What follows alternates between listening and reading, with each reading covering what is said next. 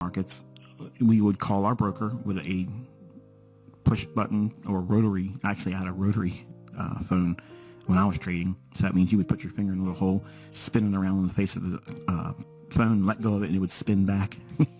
Yeah, that's what I was trading with. But usually the only touch-tone phone I had was when I was on a pay phone stopping in the middle of my route to do any kind of trades or adjust my stop. So the procedure was this. I had a little Quotrek machine that I carried around, which was bigger than a smartphone today. And it had a little aerial antenna, like an old radio. You would telescopically pull it out. And I had it more or less duct taped, with a makeshift mount on my delivery truck windshield. So I would look at it like we would look at a GPS unit today in modern time. I was constantly looking at the bond market and the S&P market.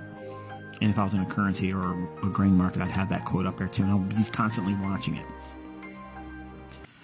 What I was doing was teaching myself, without myself knowing, how to read the tape. And when I say reading the tape, what does that mean? It's a skill set that once you understand it, you can literally trade off of the ticker tape on CNBC? Yeah, CNBC. It was FNC when I was coming up as a trader, but now today it's called CNBC. And every 10 minutes at the bottom of the ticker tape, the futures market will give you the updated where it's trading right now. And you can literally watch this every 10 minutes and write down where the highest high and the lowest low you saw quoted. And then you would just keep track of that. Okay? On the floor traders back then, when we would call in our order, we would call our broker, wait for the order desk to pick up, and then we would say what trading desk we would be on. Like I would be on H desk at Lind Waldock. So they would answer the phone, hello, Lind Waldock, how can I help you? H desk, please. Hold for one moment. Boop. They put you over to the H desk. H desk, can I have your order? Right away to business. They don't like, how you doing? Nothing like that. Can I have your order? And you have to tell them, like, I want to buy 5 December SPOOs at whatever price or at the market with a stop at this and limit order this and good till cancel. That means the order's good forever. Okay. Or if you just know it's going to be today's order, you would just say, it's only for today. It's day order only.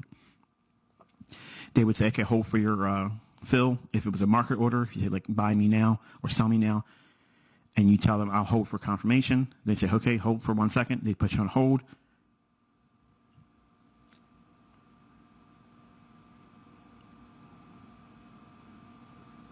Okay, sir, we've sold 5 December SPOOs at blah, blah, blah, the price. And here's your order number.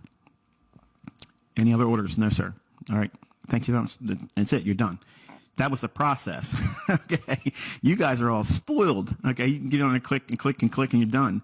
We had to, the whole time the market's moving around, we're trying to get a hold of someone before they could even do all the processes of getting us in or adjusting our stop or, getting out. All that stuff was going on at the same time.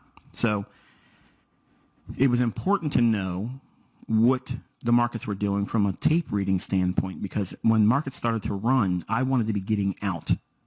That way I had time. If I'm in a long and S&P were rallying and I was catching 2.5 points, and that sounds silly now today because of volatility, but 2.5 points or 3 points in the morning session, like that was it. Like you were getting, that's the full daily range. Anything above 3 or 4 was like crazy volatility, and it was moving a lot.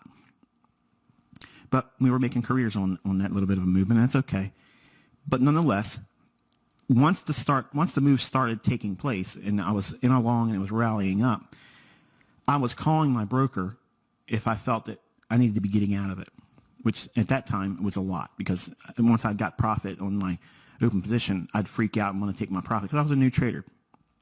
But I learned that wanting to get out when the markets are moving in my favor, it presented me time to find the phone, call it, wait for the order desk, trade desk, the guy to confirm, and then once I'm out of the marketplace.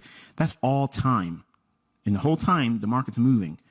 So that was one of the things that taught me how to exit like I do and look for liquidity, because in the beginning, I didn't understand where liquidity pools were, where the market would be drawn to. I was just trying to get out while it was moving in my favor because of that condition of having to trade with that huge time impediment, where it was just too much of a barrier to get beyond if you were scalping or day trading and not sitting by some kind of a quote machine. And even though I had it, I was driving around through the Baltimore, Washington area on a delivery truck trying to do all that stuff. So what you watched me do this week, plate spinning and annotating charts before it happens in real time, I'm used to that level of nuts, okay? Because I was doing that as a route delivery driver, filling machines, soda machines, giving people back their refund, and I'm looking at my quote track the whole time thinking, I got to call this broker, and this woman wants her $1.50 back because it got stuck in the machine or whatever. I mean, it was nuts, okay? So what tape reading what was the result of doing all those types of things? I ended up becoming a good tape reader, and talking with real floor traders from the bond pit and the SPOOS pit, S&P market. I had the privilege to meet real traders on the floor, and they more or less explained to me how they did this. And I'm going to explain it to you, but you're going to be able to see it graphically. Okay, and it'll make a lot more sense. Many times you'll see me put in examples on Twitter, and I'll say, hey, like, what do you see? Do you see the market maker sell model? Do you see the market maker buy model? And invariably, everyone has their boxes painted on in different places, and it doesn't make any sense. Okay, what they're trying to do is just make something look similar to the overall model, so that way I'll either like that tweet or I'll comment on it. And I generally try to avoid it because most of the time they're drawing it wrong. And I'm going to show you what it looks like right now. And this is the actual 1 minute chart. And then what tape reading does, it gives you clarity. Okay.